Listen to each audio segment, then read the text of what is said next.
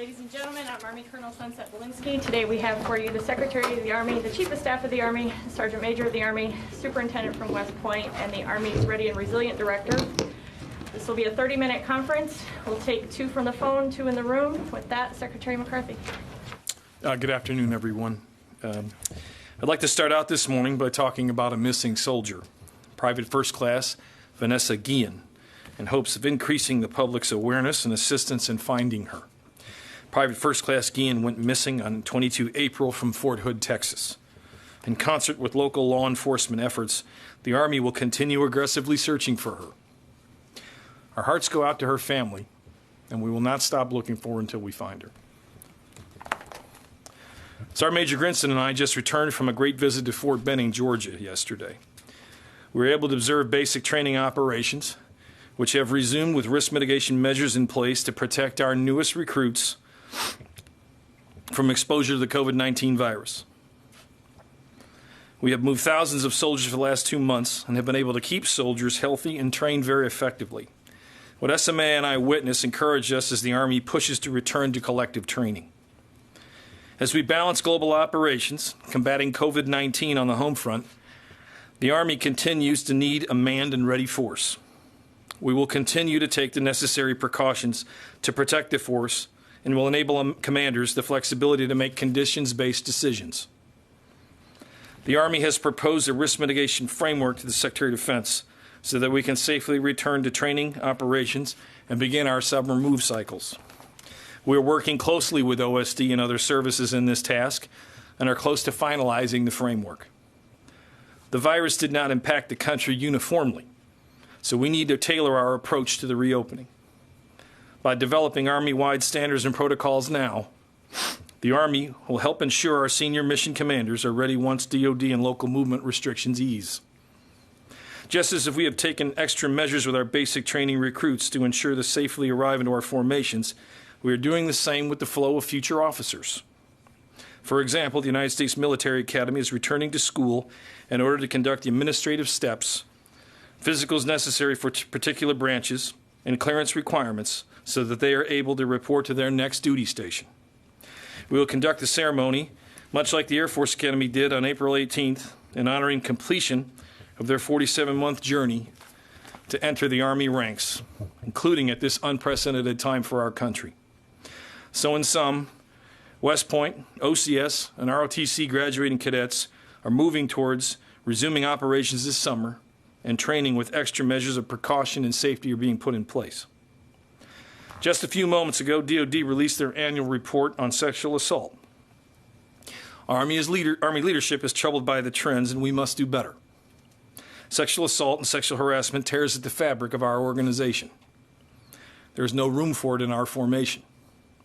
Every member of the force matters and is needed to protect and defend the nation. The effort and performance of our people never ceases to amaze me, and we are all incredibly proud of them. Chief, I'll hand it to you for your opening comment. Well, thank you, Mr. Secretary, and good afternoon. America's Army is adaptive and ready. We continue to provide medical support across the nation, and we have incorporated new measures across our installations in order to operate safely. As of this morning, we have 2,751 total cases of COVID-19. That includes 1,646 military personnel across all 3 components, and out of the military cases, 524 have recovered. We still have 14 of our 15 urban augmentation medical task forces employed. 6 teams are distributed throughout New York City hospitals and the Javits Center. 3 remain assigned in New Jersey and are operating at the Edison Convention Center, the Atlantic City Alternate Care Facility, and providing augmentation at 3 hospitals: Newark University, Salem, and JFK.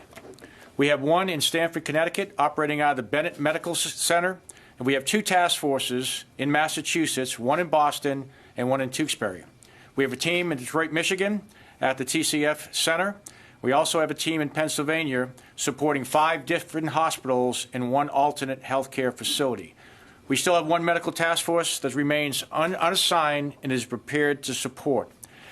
Changes are in place at our initial military training installations, as the Secretary said. Soldiers are conducting training with screening, testing, controlled monitoring, and tactical dispersion measures in place. We are creating the safety bubbles that will protect the force while they conduct training. Last week, we shipped over 800 recruits to our Army training centers and getting them through these new procedures so they can get trained in a protected environment. We're also taking a hard look at how we get back to collective training, both at home station and our combat training centers. During my visit to Fort Polk yesterday, where our Joint Readiness Training Center is, I was able to go over the measures that are being put in place to safely receive units for their major collective training exercises, like we've done at our initial military training installations. We are applying screening, testing, controlled monitoring, and tactical dispersion to create safety bubbles so units can train and operate in a protected environment. Getting back to collective training is crucial, but we need to make sure we have the right measures in place first.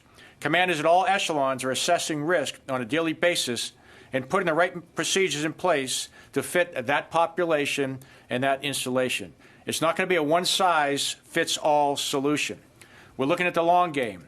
We're not waiting for COVID-19 to go away. We're putting the right procedures in place so we can protect the force while we train and operate under a COVID-19 environment. We have extraordinary men and women serving in our Army. We must protect the force so the force can protect the nation. We remain Army strong, and we will prevail. Let's go to the phone lines. Lita, please. One question, one follow-up. Thank you. Hi, thank you. It's Lita Baldor with AP. And I'm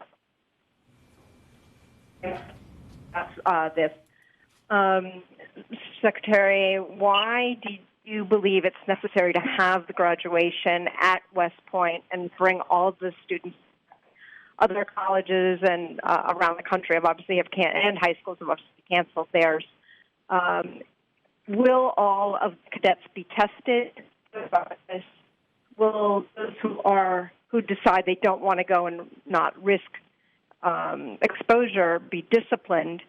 And is it true that there were that as many as 60% of the cadets could have the virus based on projection?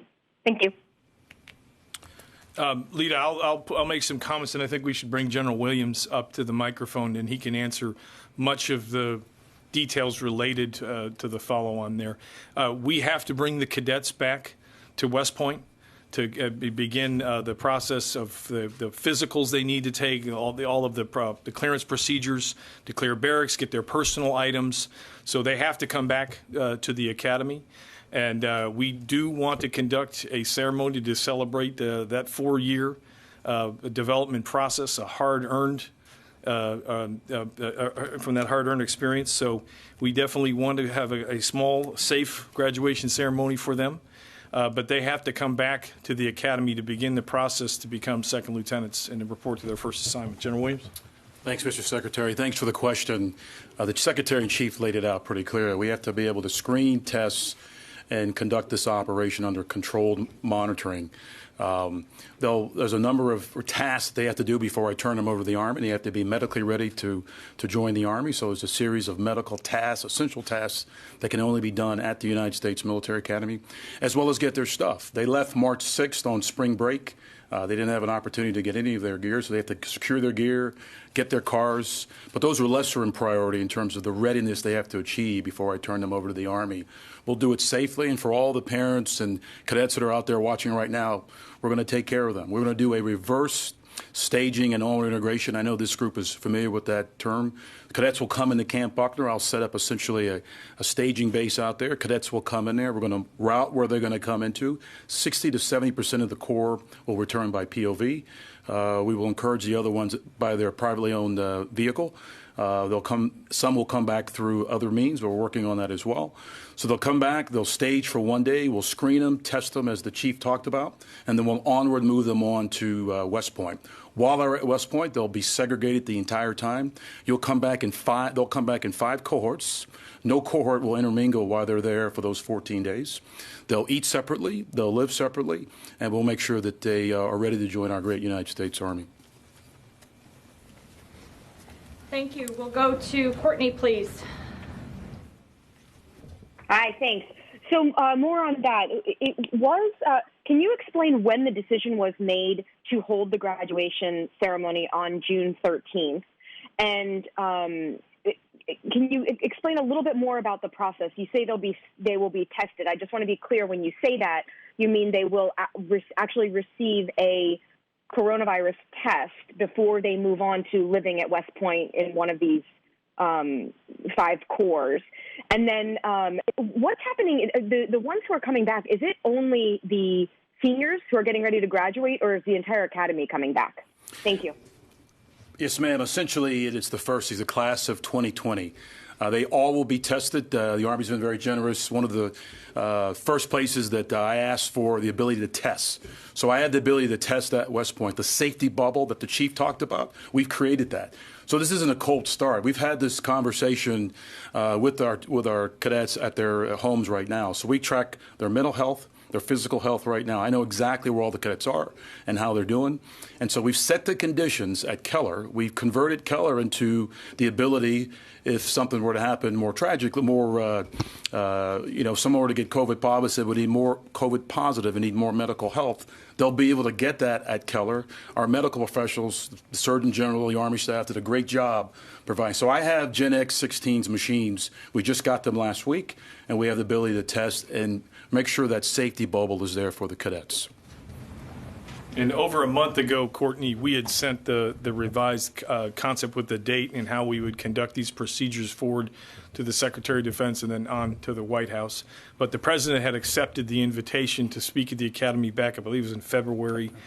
We were looking at specifically of how the trend was in the state of New York, and that ultimately was the curve flattening, and how were we in a place with much reduced risk of bringing them back to the Academy.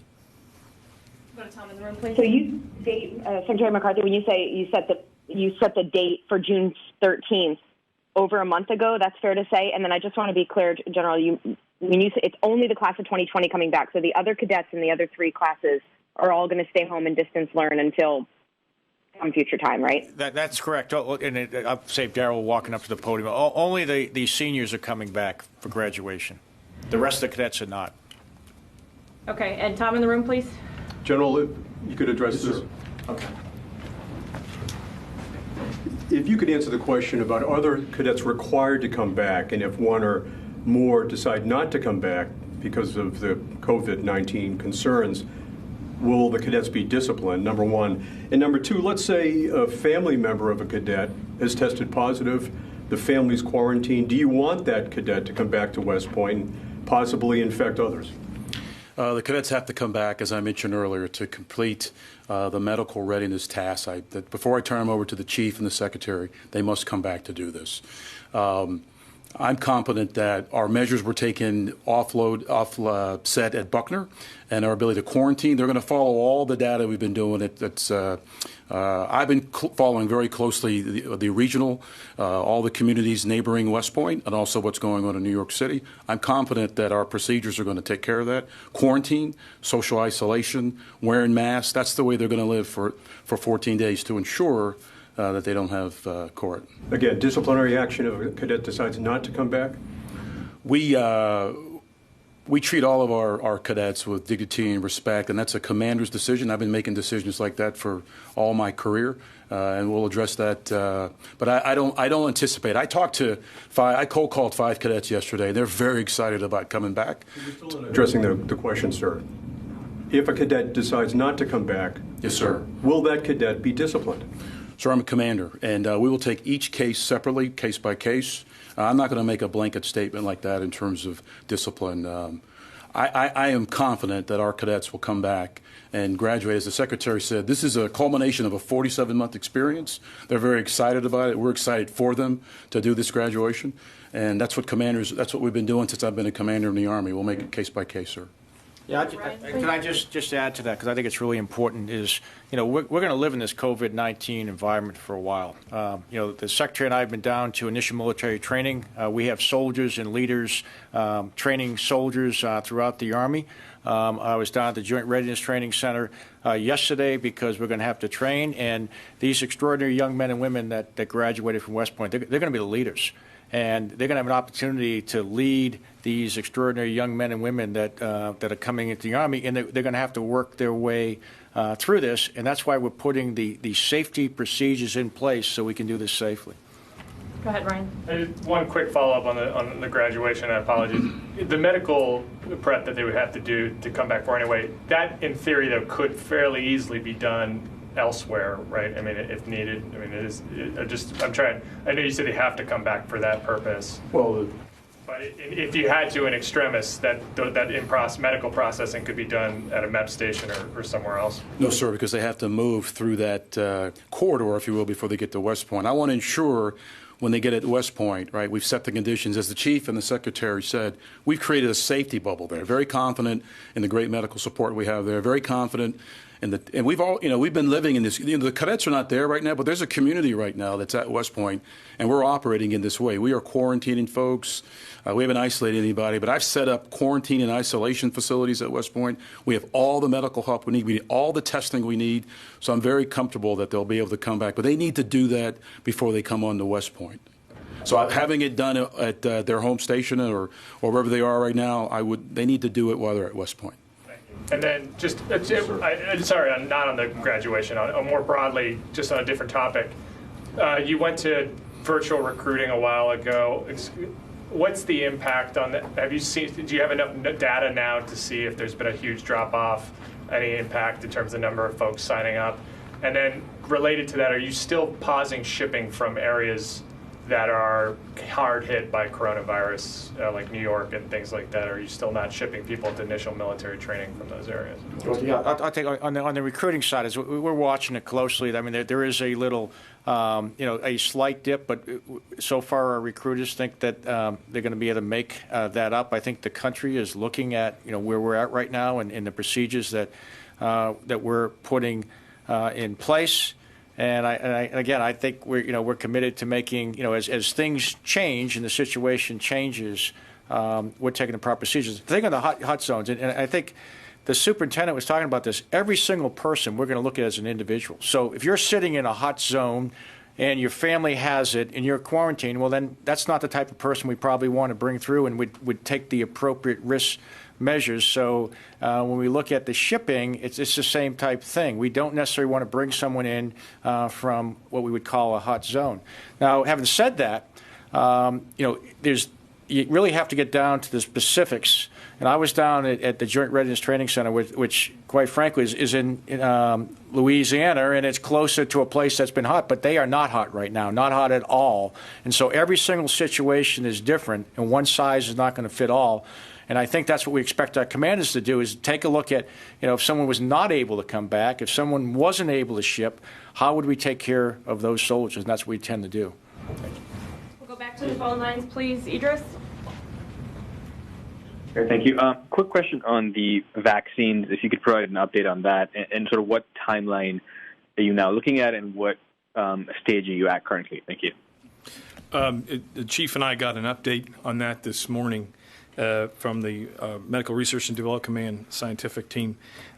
So if you look at the entire universe today, there's about 150 vaccines candidates worldwide.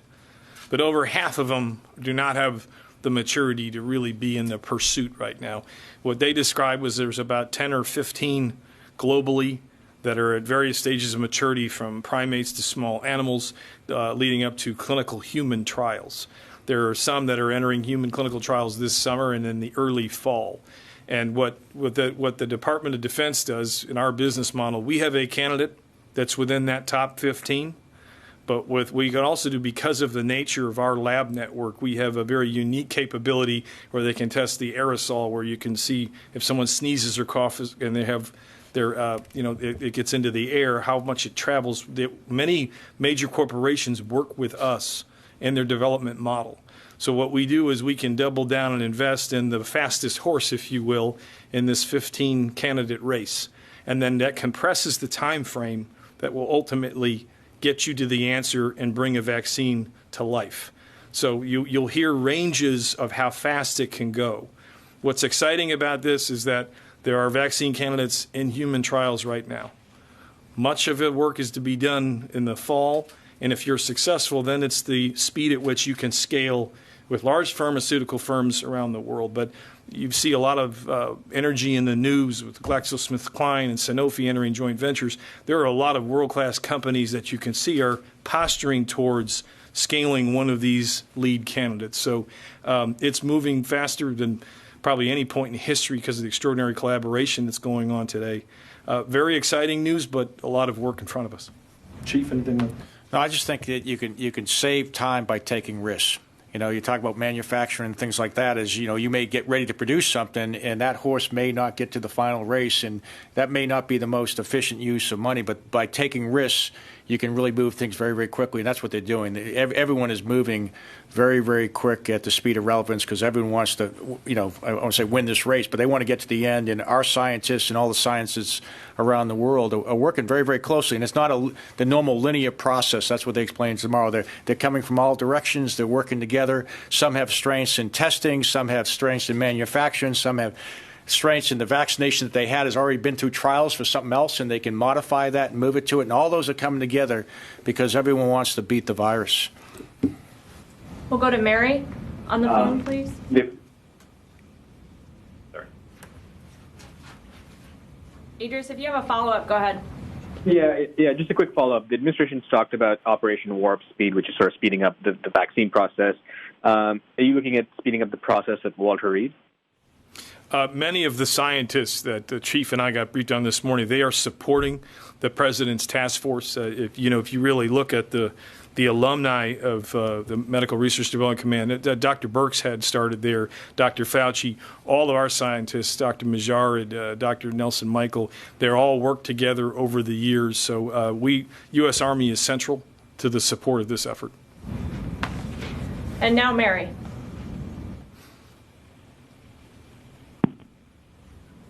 Nothing heard. We'll go to Lucas in the room. Gentlemen, what do you tell people who say this is just nuts, bringing 1,000 cadets from all 50 states back to New York, an hour away from the hottest of the hot spots, to conduct a graduation that could just be done virtually, like the Naval Academy? Lucas, we are, as we've talked repeatedly here, we have to bring the cadets back to start the process to get them to their initial duty assignments. So there are tasks they have to perform at the academy. But what I would tell anyone is that the U.S. Army is putting the procedures in place to move soldiers from every corner on the planet, whether it's to basic training, to its deployments. We are finding our way to lead through this. I think the United States Military Academy is but one example. There are thousands of young men and women over the last couple of months that have got on buses and on trains and on airplanes, and they've gone from every corner of this country to our installations. And we're going to continue to do that. To the chief's point, it may be a while till we get a vaccine. Yeah, we can't telecommute to combat, and our troops need to be ready to go. And what we need to do as leaders is put the appropriate risk measures in place, and we're going to do that at the United States Military Academy, and that's why they're getting the screening, that's why they're getting the testing capability, and they're going to put procedures in place that we're using around the Army to continue to train. And we want to create a safety bubble at West Point. And just a quick follow-up for the soup. Is Beast Barracks going to be delayed, and is it also going to be shortened to like 3 weeks? So Beast Barracks, or the reception of the class of 2024, I have not made a decision on the timing of that right now. Tara in the room, please. Thank you. Yesterday, the Secretary for Personnel and Readiness suggested that not all the services are going to meet their end strength goals this year with the pressures of COVID-19. I was wondering what your level of confidence is that you will meet your end strength goals and your recruiting goals. And then if you could give us any sort of numbers on how many recruits you've been able to sign up since the stay-at-home orders were given in early March. We had momentum. We were, I think, how much ahead, Chief? Yeah, we were about 4. This year we came out of the blocks very, very quick. I don't know if somebody you want to touch that, but we were about 4,000 or 5,000 ahead. So we had margin coming in. Yeah. So we had margin, and that was on a much higher mission than we actually need. We actually give our, I don't want to say, the recruiting command, we always give them a much higher mission than we actually think we need, because we always plan for the worst case. If our attrition was higher, so we don't get to the end of the year and find out that attrition was much higher than we expected. So we give them a very, very high mission, and then as we get through the year, we start to look at it. We get a sense of who's staying, or who's going. And I don't know, sorry, maybe if you want to talk real quick about who's staying. Why don't you come up and talk real quick about who's staying and changing that? Yeah, we've seen an increase in retention. We're over 100%. We met our goals I'm going to say March, April on our retention goals. And then we had another goal. It's all about the end strength. Like the question you're asking is, so I said, okay, can we get 2,000 more quality? The quality is not going to drop. Can we get 2,000 more quality soldiers that we're going to ETS in this, 4 months to stay? So 2 weeks ago, we had already had 500. So for the retention is going well. And then we said, well, that's long term, but does anybody want to stay? And then we had 200 to 300 that say, I want to extend up to 3 months or to a year. So we're seeing the extensions go well. We're seeing the retention is high. And from the recruiter side, I think it's just going to take time. The virtual recruiting is actually going well. We're learning as we go through this, and as we ramp up the system like we were at Fort Benning, and the confidence that we have to protect our families and our soldiers, I believe that's going to increase. What I said yesterday at Fort Benning was, this is one of the safest places. We're controlled. It's disciplined. I hear these discussions about, the families in West Point, and I say, well, the soldiers are still doing exactly what you just said, and we're going to continue to do that safely, and we were going to protect those soldiers because that's what we do. And with the end strength numbers and the numbers that have decided to remain, do you think that COVID-19 is the primary factors? Do you think because of the uncertainty with the economy, they'd rather stay around for a while? I think it's all of the above. I think, again, people are taking a look at what it's like on the outside. They're taking a look at, hey, if I've got some great benefits. It's amazing that people even want to come back in. As you know, we're bringing people back into the service. And there's a lot of people out there when they take a hard look at it, they go, well, I have a purpose. I'm really making a difference here. Or I got out and I really missed the fact that I was part of something bigger than myself, and I was on the world's greatest team, and I want to come back in. So for me, it's too early. I'd like to give you a number. Hey, we're going to be at 4 whatever, 86 or exactly, and those type things. We're going to recruit exactly that number. I don't know yet. But I feel very strongly about the people that are serving and the people that want to come in. And like I said, I was just down at Fort Jackson. I saw the troops down there and these young men and women that come in the Army, and they're training through the COVID-19 virus. It was very, very impressive. I don't know if you want to add to that, Sean. Even in January, February, I think it was 3 or 4% unemployment. Our retention rates were well above what we had given the missions for the units. So is it due to COVID-19 or why they're staying? We like to say that the Army is just a great place to work and we take care of our people. But even when unemployment in December, January, and February were at the lowest, we still met our retention goals.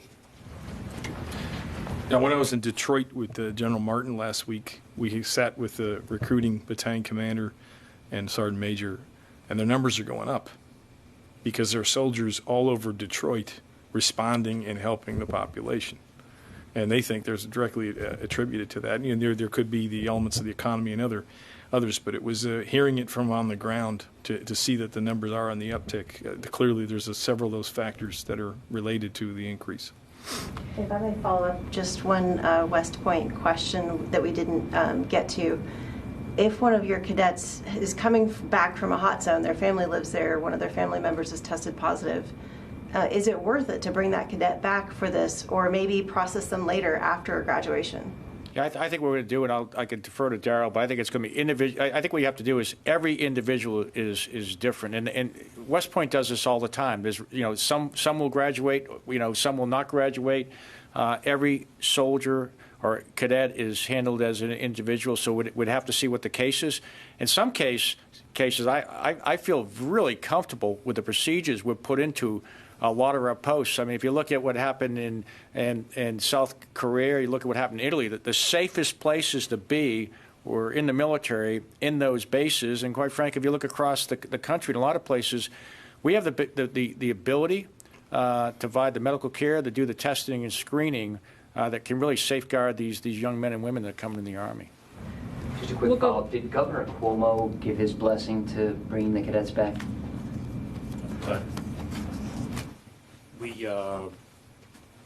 We contacted Governor Cuomo's office and informed him that we were doing that, so I feel comfortable that, but your exact of your question, did he give his blessing? I don't know, but I talked to his office personally myself and said we were doing this.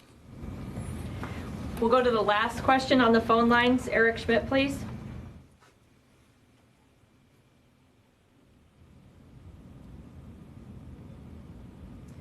Hearing nothing, Mr. Secretary, I'll turn it over to you for closing comments. As a reminder to everyone, the Army has executed 2 major globally integrated all-domain, all-compo operations in just the last 4 months. In response to crisis in the Middle East, on January 3rd, the Army helped prosecute the removal of Qasem Soleimani, who was responsible for at least hundreds of Americans and thousands of Iraqi deaths. As a part of that, a battalion of the Army's immediate response force, from 1st to the 82nd, with 2 17 loads of soldiers, went wheels up, headed to the Middle East within 20 hours of notification. The rest of the brigade was in there within 7 days. So obviously we remain prepared anywhere, anytime when the country needs us. In this time, we've reordered our global gift map deployments to meet CENTCOM CG's needs in Iraq, Afghanistan, and the Middle East while mitigating the COVID crisis here at home. In the homeland, Army North has set the theater across the United States by providing enabling and foundational capabilities that only Army could provide, which includes support of the Army Corps of Engineers. We've rapidly deployed 4 active duty field hospitals to New York City and Seattle within days in support of FEMA. We mobilize our reserve medical capabilities, allowing those already in the community to fight to remain by deploying 14 urban augmentation medical task forces to directly support FEMA and HHS and the communities that are in need. In addition to more than 150,000 soldiers we have across the globe, helping protect our country and work with families and our allies and partners, we've also supporting the nation's COVID fight. 33,500 active duty, 37,700 Army National Guard, 4,500 Army Reservists, and 1,400 Army Corps of Engineers, military and civilians, all against an invisible threat that we have never expected to fight. Clearly, we're in very good shape with strategic readiness. I'm very proud of that. Thanks for your time today.